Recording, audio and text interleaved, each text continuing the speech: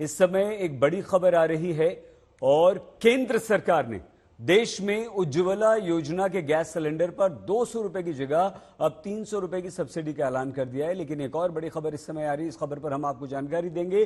Film अभिनेता रणबीर कपूर को ED ने सम्मन जारी किया है।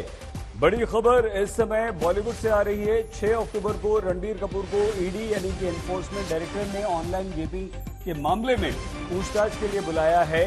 और ये बड़ी खबर इसलिए है कि रणबीर कपूर ऑनलाइन गेमिंग के मामले में फंस चुके हैं।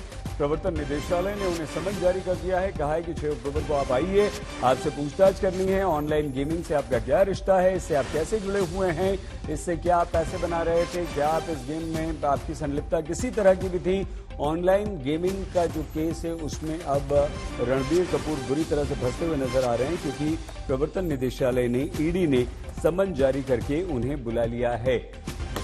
और ऑनलाइन गेमिंग के मामले में अब हम सीधे ब्रिजेश सिंह हमारे संवाददाता के पास आपको मुंबई लिए चलते हैं। क्या ये मामला है, किस तरह से ऑनलाइन गेमिंग के इस मामले में रणबीर कपूर को बुलाया गया? ब्रिजेश जी, आपको बता दें कि रणबीर कपूर जो कि बॉलीवुड के एक्टर हैं, उन्हें एनफोर्समेंट डायरेक्टरेट ने महादेव ऐप बेटिंग केस में समन किया है।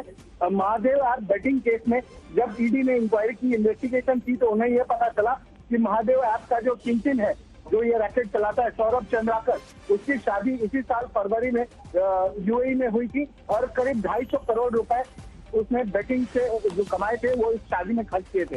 16 से 17 ऐसे एक्टर्स थे जो उस शादी में गए थे।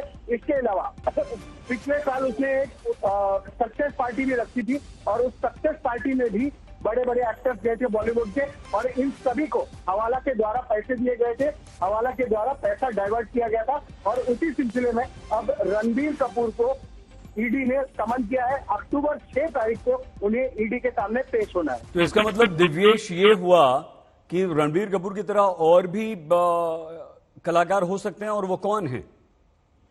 जी बिल्कुल, आपको बता दें टाइगर श्रॉफ का नाम सामने आया था। इसके अलावा सिंगर नेहा कक्कर, विशाल डडलानी, नुसरत भरूचा और अन्य बहुत से ऐसे एक्टर्स हैं जिनका नाम सामने आया है, जिनके वीडियोस भी आज तक इंडिया टुडे पर हमने प्रस्तुत किए थे। हमने ये अपनी इन्वेस्टिगेशन द्वारा ये बताया था, सामने लाया था कि ये सारे एक्टर्स सौरभ चंद्राकर, जो कि इस रैकेट का किंगपिन है, उसकी शादी में मौजूद थे।